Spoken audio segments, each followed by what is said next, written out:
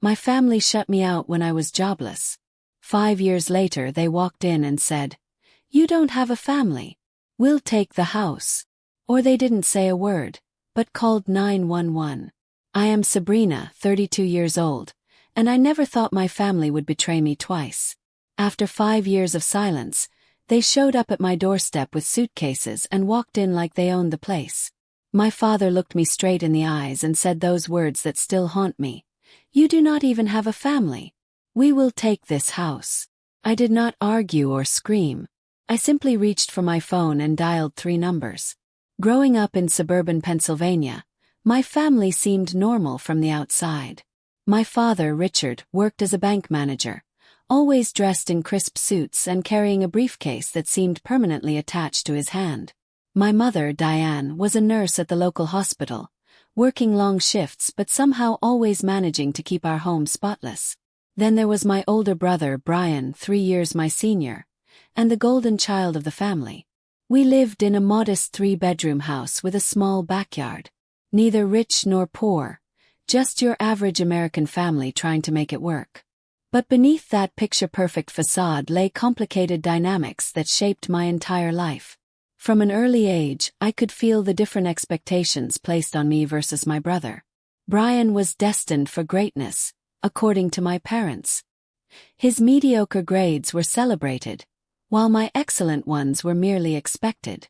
When he got into state university with a partial scholarship, my parents threw a massive party and gifted him a brand new car. They depleted most of their savings to ensure he could attend without taking on too much debt. Meanwhile, I was told from my freshman year of high school that I would need to work part-time jobs to save for college. By 16, I was balancing school with 20 hours a week at the local diner, serving pancakes and burgers to save every penny. Even with my straight A's and involvement in extracurricular activities, there was never talk of prestigious universities for me. The message was clear, though never directly stated. Brian was the investment. I was the afterthought. The one person who saw me differently was my grandmother, Margaret, my mother's mother. Grandma Margaret lived about an hour away in a small cottage-style home with a garden that seemed magical to me as a child.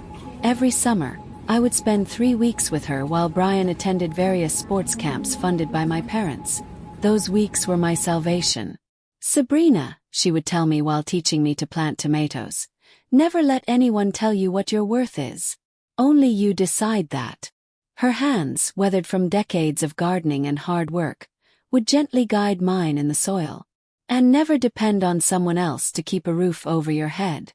Learn to build your own." Grandma Margaret had raised 3 children mostly on her own after my grandfather passed away when my mother was only 12. She worked as a seamstress and managed to put all her children through at least some college. The strength and independence she embodied became my North Star, especially when things at home felt suffocating. The pressure from my parents intensified as college approached. My mother had decided I should follow in her footsteps and become a nurse. "It is a stable profession, Sabrina. You will always have work," she would say, completely dismissing the fact that I had shown zero interest in medicine. My father agreed, adding, "Creative careers are for people who have family money to fall back on." What they didn't understand was that I had discovered my passion for graphic design in my junior year of high school. My art teacher, Miss Winters, had noticed my eye for composition and introduced me to digital design programs. I took to them immediately, staying late after school to work on projects and entering local competitions. When I won a regional design award, my parents dismissed it as a nice hobby, but not a real career path. The tension reached its peak during my senior year, when college applications were due. I applied to the local community college with a strong design program, as well as several affordable state schools with arts programs. When the acceptance letters came in, my parents refused to even consider contributing to my education unless I switched my major to nursing or business. "We are not wasting money on an art degree," my father stated firmly at dinner the night after I received my acceptances. "If you want to throw away your future, you can pay for it yourself." I looked to my mother for support, but she just stared at her plate. Brian, home from college for the weekend, smirked from across the table. Maybe you should listen to Dad, Sabrina. Not everyone is cut out for a real career. That night I cried myself to sleep. But the next morning I made my decision. I would attend the community college, work full-time, and pursue my design degree no matter what. When I announced this at breakfast, my father simply shrugged and said, "Your life, your mistake." I graduated high school with honors and moved into a tiny apartment with 2 roommates while attending community college. I worked nearly 40 hours a week between a coffee shop job and a retail position at the mall, all while maintaining a 3.8 GPA in my design classes. I visited Grandma Margaret whenever I could, drawing strength from her unwavering belief in me. After 2 years of community college, I transferred to a state university to complete my bachelor's degree in graphic design. By then, I was barely speaking to my parents. Our interactions were limited to obligatory holiday visits where my father would ask pointed questions about my income potential, and my mother would slip me $20 bills like I was still a child, whispering, "In case you need to eat." Brian had graduated and secured a job at a financial firm, following in our father's footsteps. Every family gathering became an opportunity to showcase his success and subtly highlight my perceived failure. "Brian just got a promotion," my mother would announce proudly, "and he is looking at buying a condo downtown." The unspoken comparison hung in the air like a heavy cloud. By the time I graduated with my bachelor's degree, I was 22 and had not lived at home for 4 years. I attended my graduation ceremony alone, as my parents had chosen to attend a conference related to Brian's work instead. Grandma Margaret, now using a walker due to arthritis, was the only family member in the audience. Her proud smile as I walked across the stage meant more than 1,000 absent relatives. With my degree finally in hand, I made the decision to move to Philadelphia to pursue better job opportunities. The design scene there was growing, and I had secured an internship that could lead to full-time employment. The night before I left, I had dinner with Grandma Margaret. "I am scared," I admitted as we shared pie on her porch. "What if they are right and I fail?" She took my hand in hers, her blue eyes sharp despite her 82 years. "Sabrina, the only true failure is living someone else's dream. You follow your heart, and I will always be here if you need a soft place to land." With those words echoing in my mind, I packed my car the next morning and drove toward my future, determined to prove that I could succeed on my own terms, even if my family refused to believe in me. My first 2 years in Philadelphia were challenging but rewarding. I transitioned from my internship to a junior designer position at a small marketing agency. The pay was modest, but I was building a portfolio and making connections in the industry. I shared a 2-bedroom apartment in a somewhat shabby neighborhood with Jessica, a teacher I met through a roommate finding app. We became fast friends, turning our small apartment into a cozy home with thrift store finds and DIY projects. I called Grandma Margaret weekly and visited when I could. My contact with my parents dwindled to obligatory birthday calls and tense Thanksgiving visits. Brian had been promoted again and had purchased that downtown condo he'd been eyeing. My mother never failed to mention it whenever we spoke. Then, 5 years ago, everything fell apart. The recession hit our industry hard. The marketing agency I worked for lost several major clients in the span of 2 months. One Monday morning, we all arrived to find the doors locked and a notice of bankruptcy taped to the window. Just like that, I was unemployed.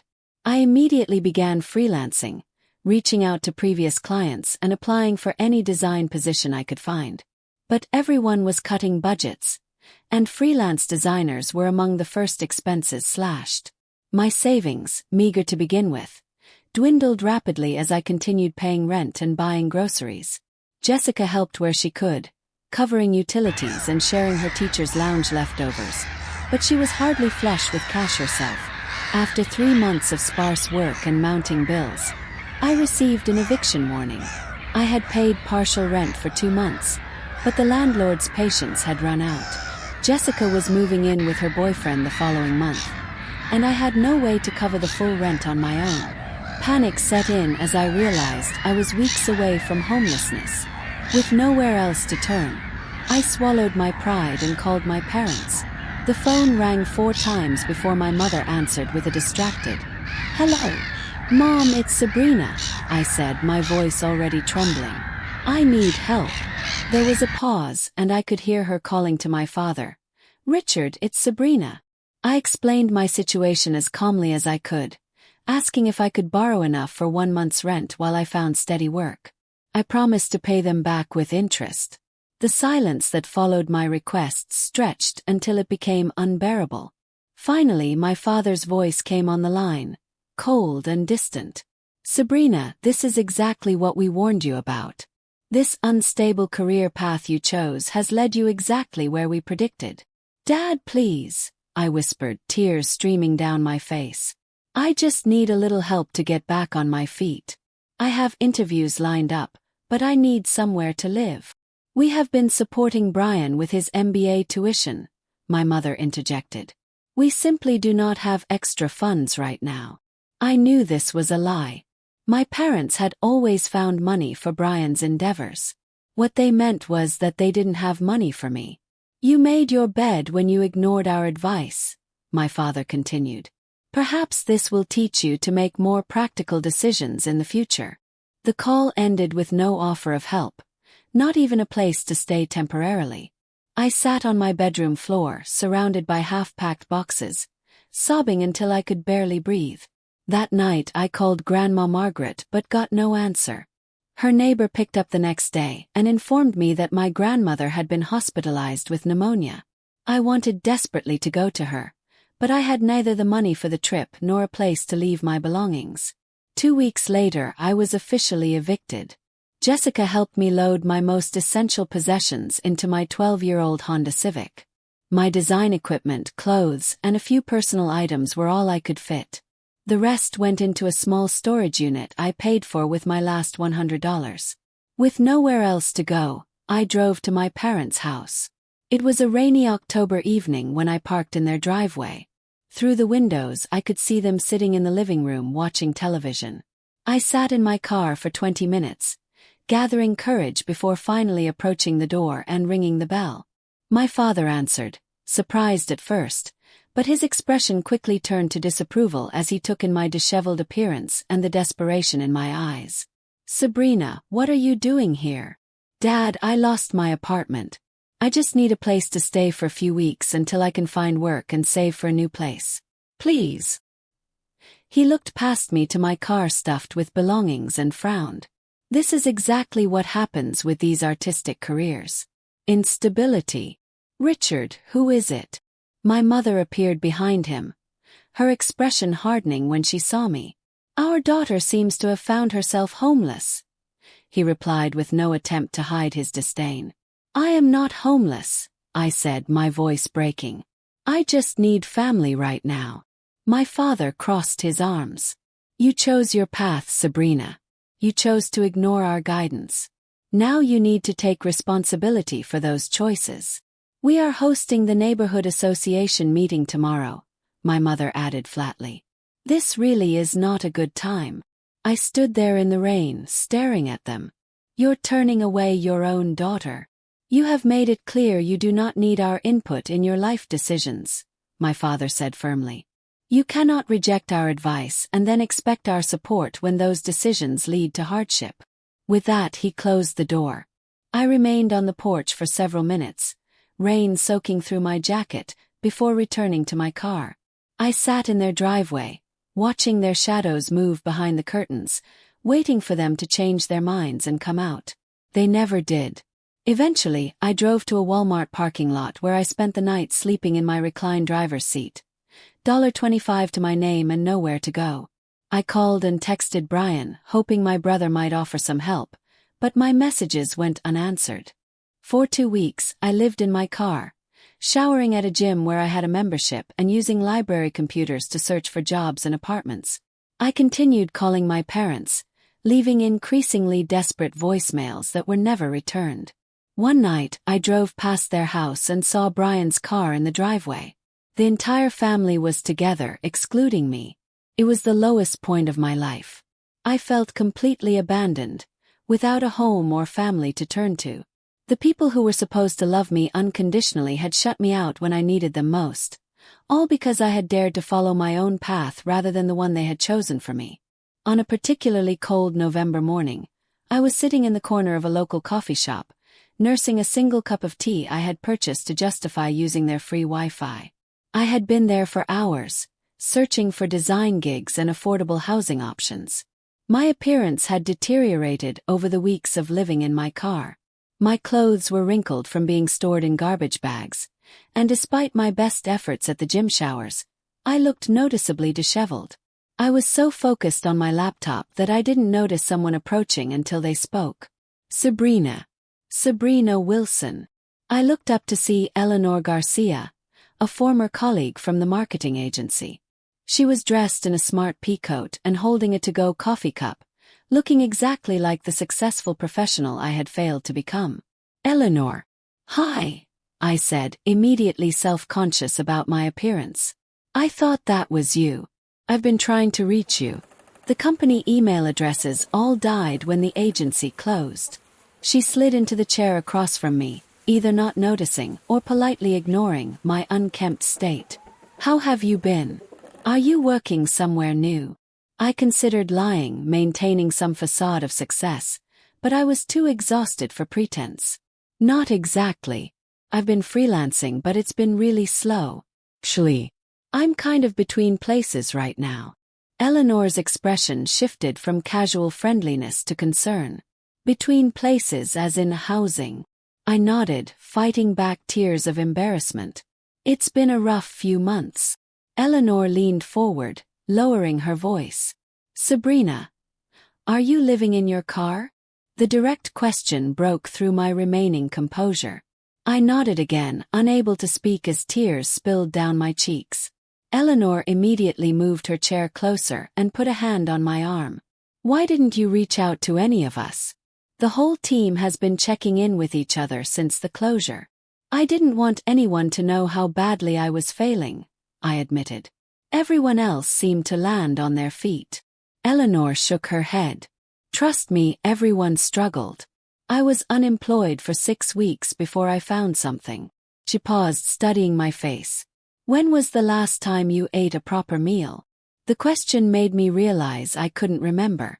I had been surviving on granola bars and fast food dollar menu items when I could afford them. Come on, Eleanor said, standing up. Pack your stuff. You're coming with me. Before I could protest, she had helped me gather my laptop and bag. She led me to her car, insisting I leave mine in the coffee shop parking lot temporarily. 30 minutes later, we were sitting in her warm apartment while she made sandwiches and soup. After I had eaten, she showed me to her spare bedroom. It's not much, but it has a real bed, and it's yours for as long as you need it, she said, putting fresh towels on the dresser. I was overwhelmed by her kindness. I can't accept this, Eleanor. We were just co-workers.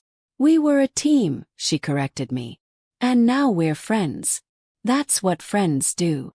She sat on the edge of the bed.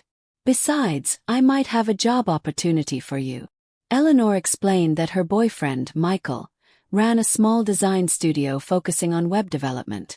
They needed someone to assist with graphic elements and user interface design. The pay was modest, but it was steady work.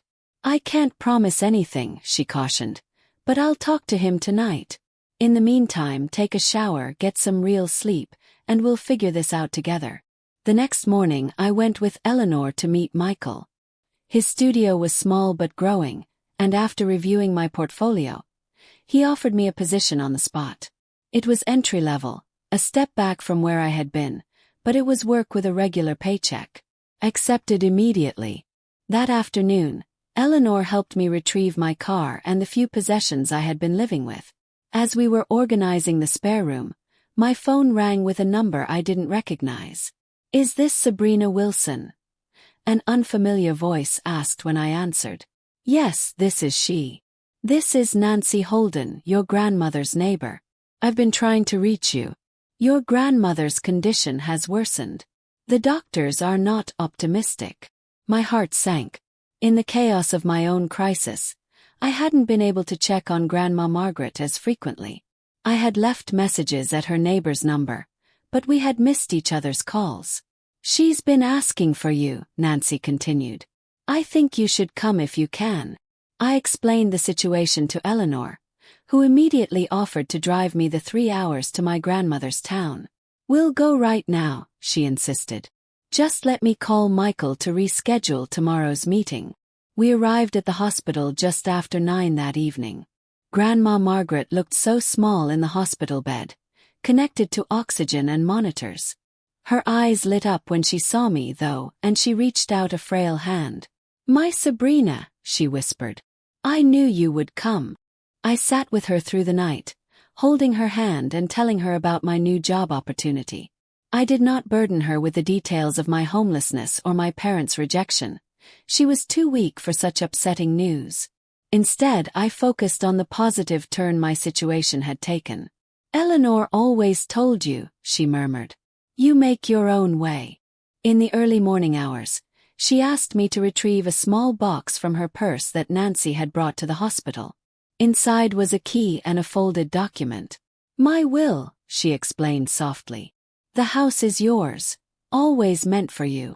I tried to object, to tell her she would recover and return home, but she shook her head. "Listen now," she said, her voice surprisingly firm despite her weakness. "You have the spirit, the strength. Brian has your parents. You need roots." 2 days later, Grandma Margaret passed away peacefully in her sleep, her hand in mine. Through my grief, I had to navigate the practical matters of her passing. The hospital contacted my parents, who arrived for the funeral arrangements looking appropriately somber but largely uninvolved in the details. During the reading of the will, their demeanor changed dramatically. Grandma Margaret had indeed left her cottage and savings to me, with only small mementos going to my mother and Brian. My father's face darkened with anger, and my mother burst into tears. "Mother always favored you," she accused me after the lawyer left. "Even constraints, not lack of care, had limited my visits." Regardless, the lawyer handed me the keys to my grandmother's house, and I began the process of moving into my unexpected inheritance. The cottage needed work. It had been well maintained, but reflected my grandmother's 85 years in its decor and appliances. Still, it was mine, a home no one could take from me.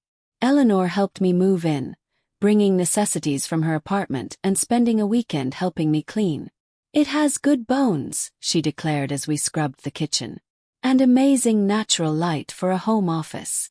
For the first time in months, I fell asleep feeling safe and with a sense of possibility. In my grandmother's garden, now overgrown but still beautiful, I could almost hear her voice. "You build your own shelter, Sabrina. You always could." With a roof securely over my head and a steady job I could do remotely, I began the process of rebuilding my life. I transformed the small front room of the cottage into a home office, investing in a new desk and the design equipment I needed.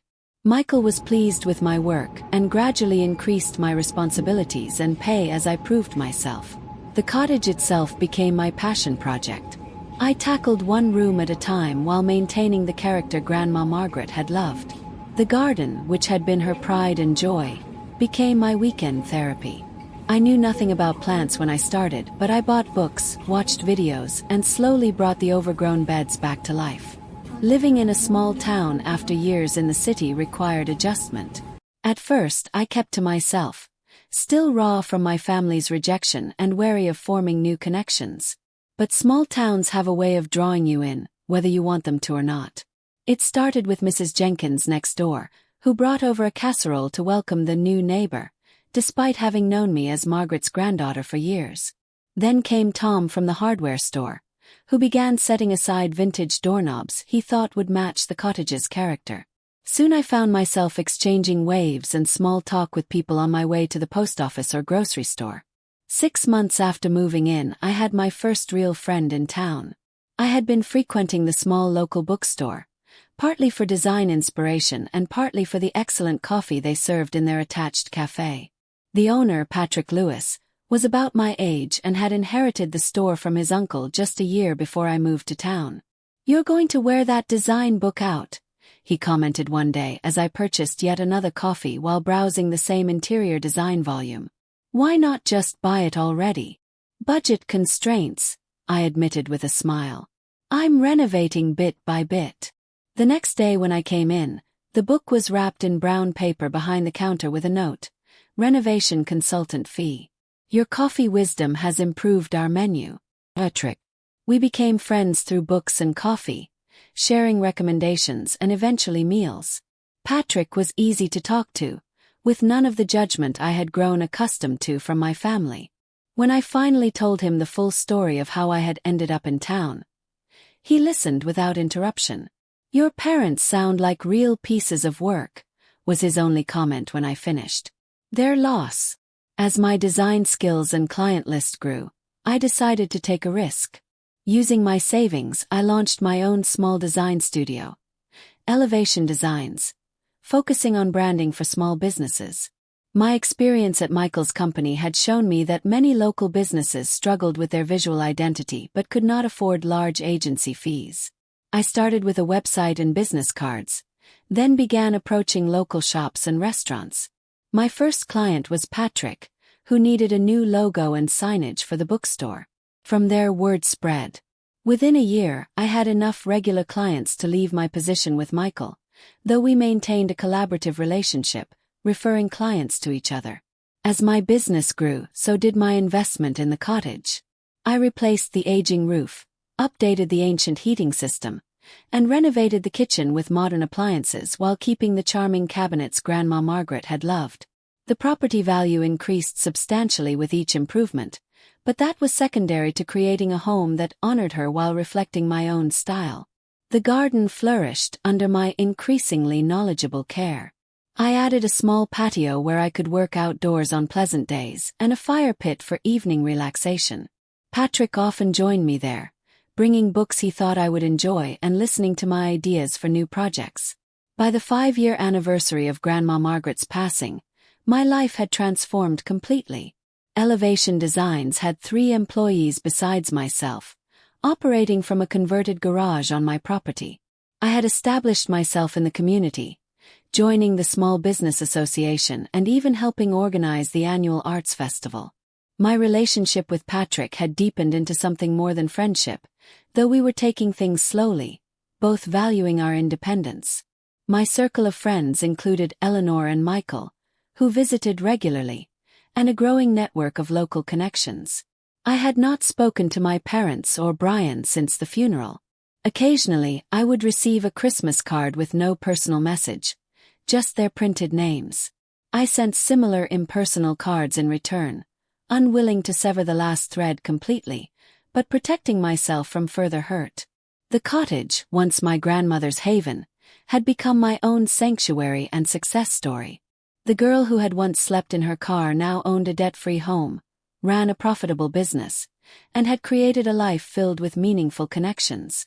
I had done exactly what Grandma Margaret believed I could do: built my own shelter, both physically and emotionally. What I did not realize was that my hard-won peace was about to be shattered by the very people who had once turned me away. The first sign came in the form of an email from Brian on an ordinary Tuesday morning. Seeing his name in my inbox after 5 years of silence made my coffee taste suddenly bitter. The subject line read, "Touching base, dear Sabrina."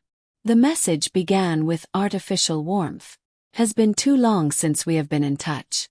I recently came across your design company website and was impressed by what you have accomplished. Mom and Dad mentioned they have not heard from you in years and are concerned.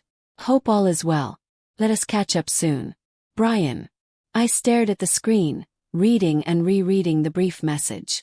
There was no acknowledgement of his silence when I needed help.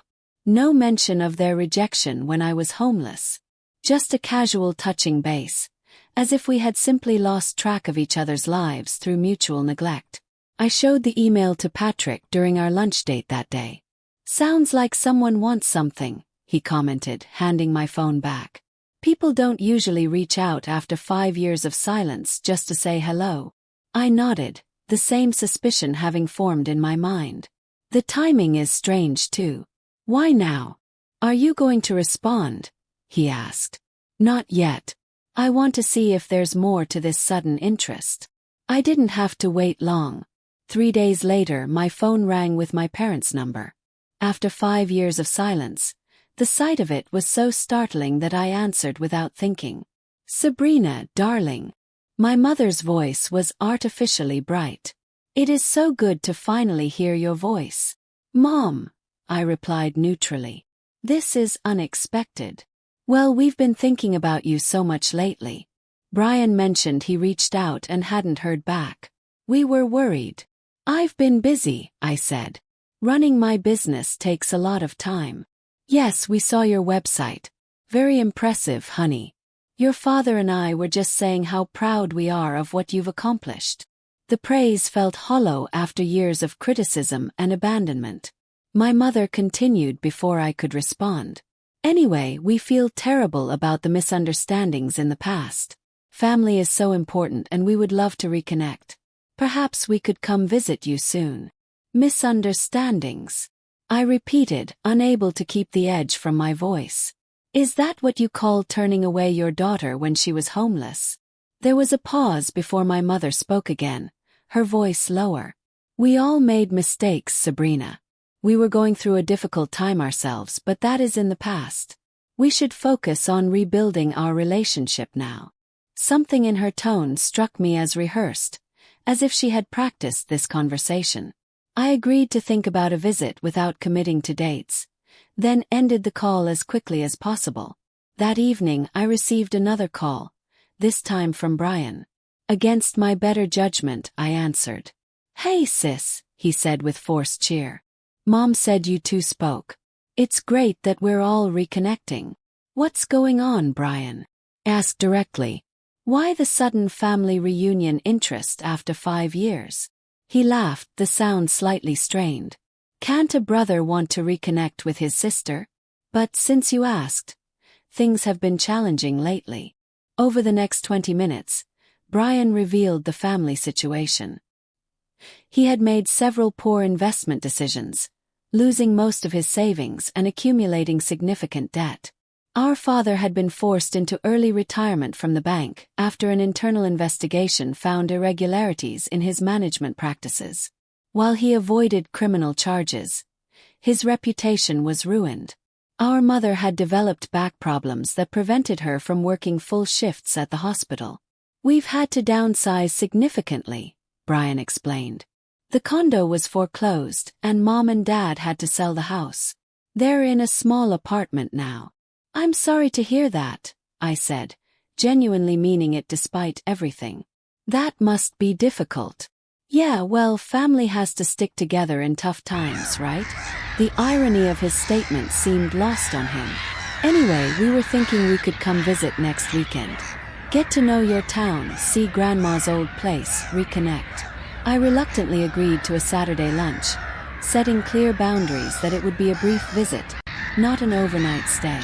After hanging up, I called Patrick. They're coming Saturday, I told him. And from what Brian said, they're in financial trouble. Want me to be there? Patrick offered moral support. I accepted gratefully, already feeling anxious about the impending reunion. That Saturday my family arrived. Presents diminished by circumstances. My mother embraced me with teary eyes while Brian hung back, surveying the cottage with undisguised interest. You've done wonders with the place, my mother commented as I gave them a brief tour. It's so much nicer than when your grandmother lived here. Grandmother kept it perfectly nice, I replied evenly. I've just updated some things while maintaining her style. Must have cost a fortune, my father remarked, peering at the new kitchen appliances. Seems like your little design business is doing well. Elevation Designs is doing very well, Patrick interjected smoothly. Sabrina has clients across 3 states now. My father's eyes narrowed slightly at Patrick's presence, clearly not expecting me to have backup. And you are? Patrick Lewis. I own the bookstore in town and have known Sabrina since she moved here. Lunch was a tense affair with my parents and Brian, alternating between complimenting the house and subtly highlighting their current difficulties. My mother mentioned their cramped apartment 3 times. Brian talked about the job market being impossible despite his qualifications. As they were preparing to leave, Brian asked to use the bathroom. He was gone for an unusually long time, and when he returned, I noticed his phone in his hand. Getting good reception here, he commented casually. The cottage has really solid bones. Good investment property. After they left, Patrick helped me clean up. Well, that was uncomfortable, he said, loading the dishwasher. Did you notice your brother taking pictures of every room? I nodded, a sick feeling in my stomach, remembering my father asking about property values in the area and my mother commenting on how much space there was for just one person. They are planning something, Patrick said, stating what we both knew. Be careful, Sabrina. The following week brought daily calls from my family. My mother wanted recipes I had served at lunch. My father had questions about the heating system. Brian wondered if I had the original deed from Grandma Margaret. Each conversation felt like a probe, testing for vulnerabilities. The truth became clear during their second visit 2 weeks later.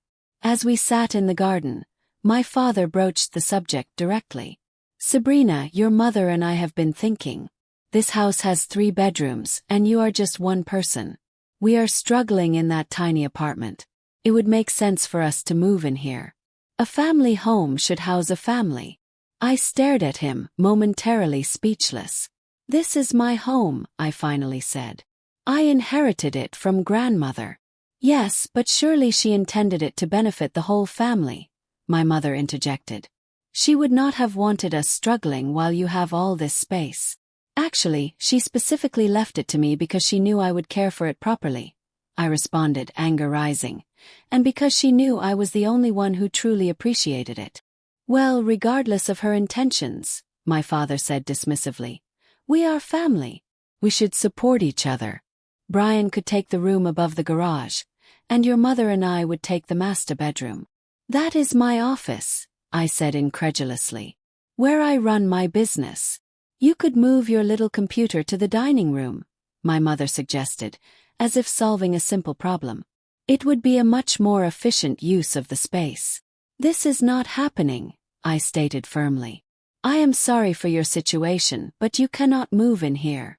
The conversation deteriorated from there, with my father becoming increasingly insistent and my mother alternating between guilt trips and passive-aggressive comments. Brian remained suspiciously quiet, typing on his phone throughout the argument. After they left, I immediately called my lawyer, the same one who had handled Grandma Margaret's will. I explained the situation and asked him to review all documentation related to my ownership of the property. Everything is in order, he assured me. The house is solely in your name. They have no legal claim to it whatsoever. Despite this reassurance, I followed Patrick's suggestion and installed security cameras covering the entrances to the house and property. Something told me this confrontation was far from over. 3 weeks after the uncomfortable visit, I needed to attend a design conference in Boston. It was an important opportunity to connect with potential clients and learn about industry developments. Patrick offered to check on the house while I was gone, but he had the bookstore to run and could only drive by occasionally. The conference lasted 3 days. On the second evening, as I was networking at a reception, I received a text from my next-door neighbor, Mrs. Jenkins. Thought you were away until tomorrow. Saw lights on in your house and people moving around inside. Everything okay? My heart raced as I called her immediately. Mrs. Jenkins, I am still in Boston. There should not be anyone in my house. Oh dear, she replied, concern evident in her voice. Should I call the police? No, let me check my security cameras first, I said, trying to stay calm. I will call you right back. I opened the security app on my phone with trembling fingers. The footage showed my father's car in the driveway and 3 figures unloading boxes and suitcases. I watched in disbelief as my father used something to force the back door lock, then let my mother and Brian inside. I immediately called Patrick, who was closing the bookstore. They are breaking into my house, I told him, my voice shaking. They are moving in while I am gone. I will drive over right now, he promised. Should I call the police? Not yet, I said, still processing the betrayal. Let me try calling them first. I called my father's cell phone, watching on the camera as he checked the screen, then declined the call. I tried my mother and Brian with the same result. Finally, I called the landline I had installed in the cottage. After several rings, Brian answered.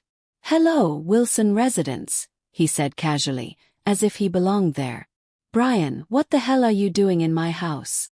I demanded. There was a pause, then a sigh. "Sabrina, we were going to call you tomorrow. We are just getting settled in." "Getting settled in? You broke into my house. You are trespassing."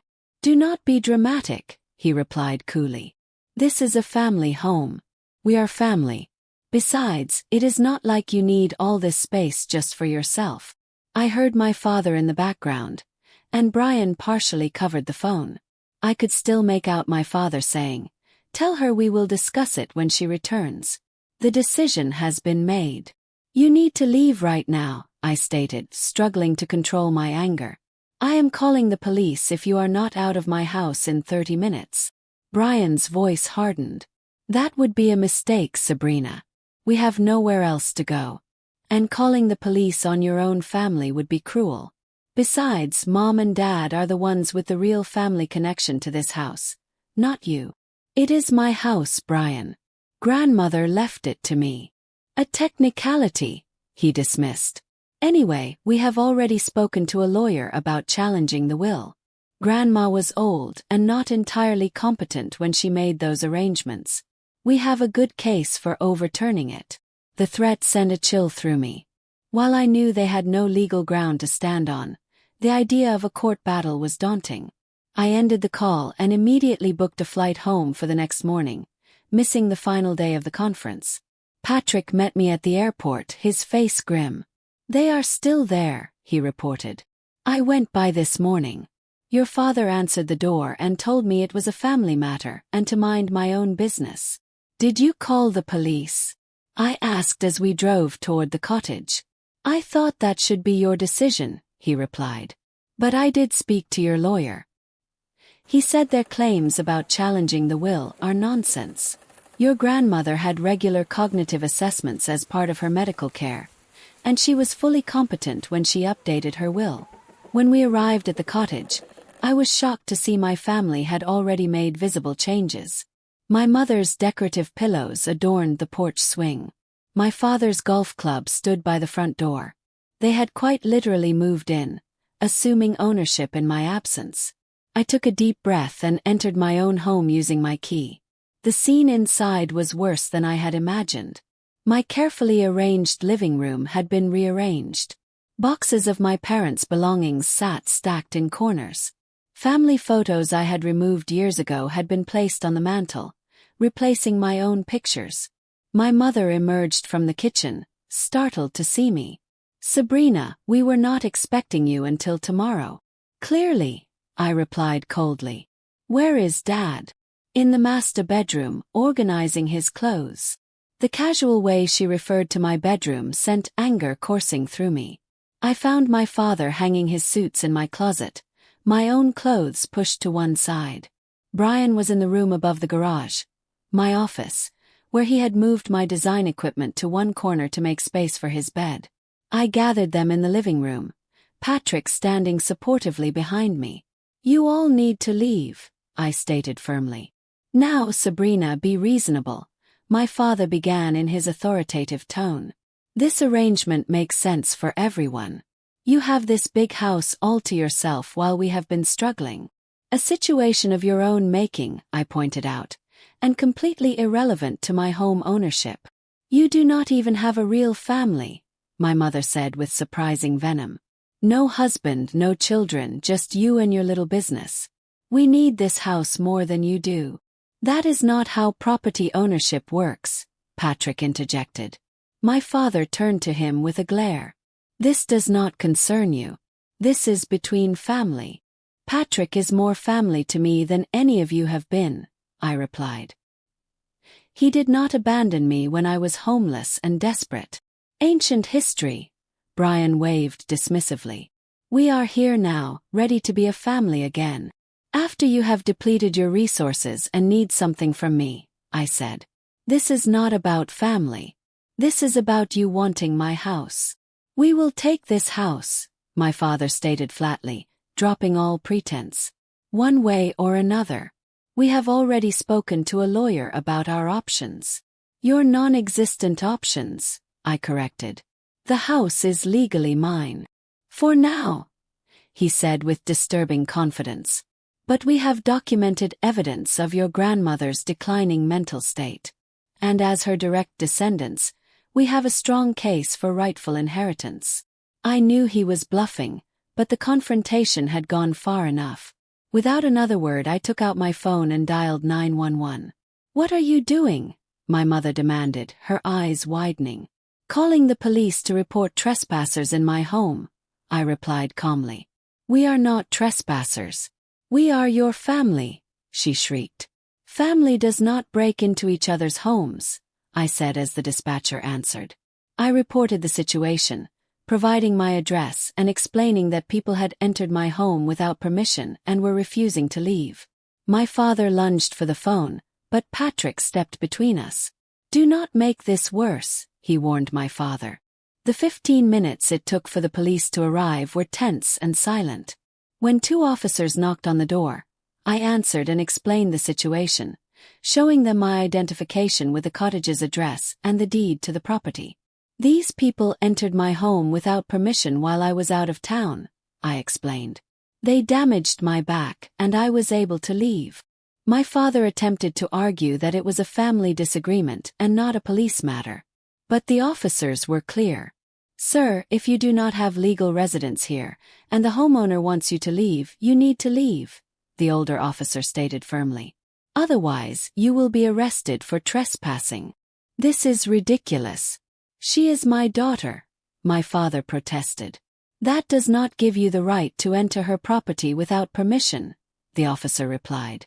You have 30 minutes to collect your immediate belongings. Anything else can be arranged for pickup at a later date. As they gathered their things under police supervision, my mother approached me, tears in her eyes. How could you do this to your own parents? I met her gaze steadily. The same way you could turn away your daughter when she had nowhere else to go. The security footage of their break-in was provided to the police, who advised me on obtaining a restraining order. My lawyer filed the paperwork the next day, and within a week, a temporary order was granted preventing my family from approaching my property. As I watched the police escort my family from my home, I felt a complex mixture of emotions. There was pain at the depth of their betrayal, anger at their entitlement, but primarily a sense of righteous validation. For the first time, I had stood my ground against their manipulation and emotional abuse. That night, after securing the house with new locks, I sat with Patrick on the porch swing my grandmother had loved. You did the right thing, he assured me, his arm around my shoulders. I know, I replied, watching the stars emerge in the evening sky. It just should not have had to come to this. The legal aftermath of my family's attempted takeover lasted several months. The temporary restraining order became permanent when evidence of their premeditated plan emerged.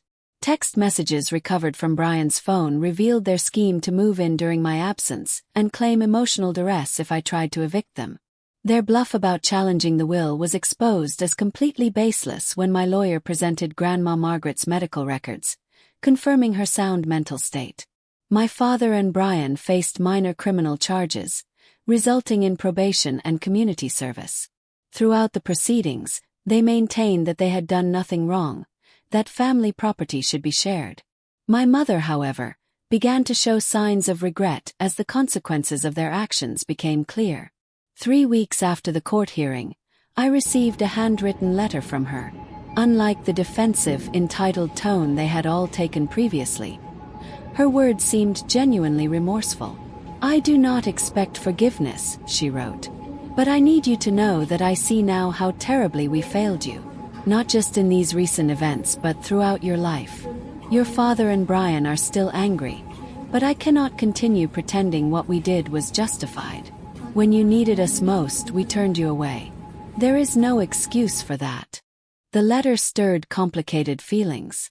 Part of me wanted to believe in her remorse, while another part remained wary of further manipulation. After careful consideration, I wrote back a brief, civil response acknowledging her apology without offering immediate reconciliation. Trust, once broken so thoroughly, could not be quickly rebuilt. The experience left emotional scars that required professional help to address. I began seeing a therapist who specialized in family trauma, and I joined a support group for people with toxic family relationships. The shared stories of others who had experienced similar betrayals helped me understand that my situation was not unique, and that setting boundaries was not just acceptable, but necessary for healing. Family is not defined by blood, my therapist often reminded me. It is defined by consistent love, respect, and support. This truth resonated deeply as I reflected on who had actually provided those things in my life. Patrick, whose steadfast presence had become a cornerstone of my happiness. Eleanor, who had extended a lifeline when I was at my lowest point. The community of neighbors and fellow small business owners, who had welcomed me without judgment. My relationship with Patrick deepened through these challenging months. His unwavering support during the family crisis had shown me what genuine partnership looked like. On the first anniversary of the break-in incident, he proposed in Grandma Margaret's garden, now flourishing with the perennials I had planted in her memory. "You deserve a family who sees your worth," he said as he offered a simple, elegant ring. "I would be honored to start that family with you." 6 months later, we married in a small ceremony in that same garden. Eleanor was my maid of honor, and Michael stood with Patrick. My parents and Brian were not invited, a boundary that protected the joy of the day. Instead, I was surrounded by the family I had chosen, people who had proved their love through actions rather than mere biological connection. As life settled into a new normal, I found myself contemplating ways to transform my painful experiences into something meaningful. The cottage, once a source of conflict, became a sanctuary not just for me, but for others in need. I established a small foundation in Grandma Margaret's name, providing temporary housing and career mentorship for young adults facing homelessness due to family rejection. "Everyone deserves a safe place to land," I explained to the local paper when they covered the foundation's launch. "And everyone deserves the chance to build their own success story."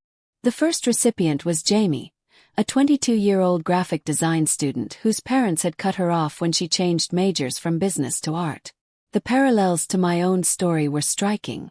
I offered her the apartment above the garage, now converted into proper living space, and an internship at Elevation Designs.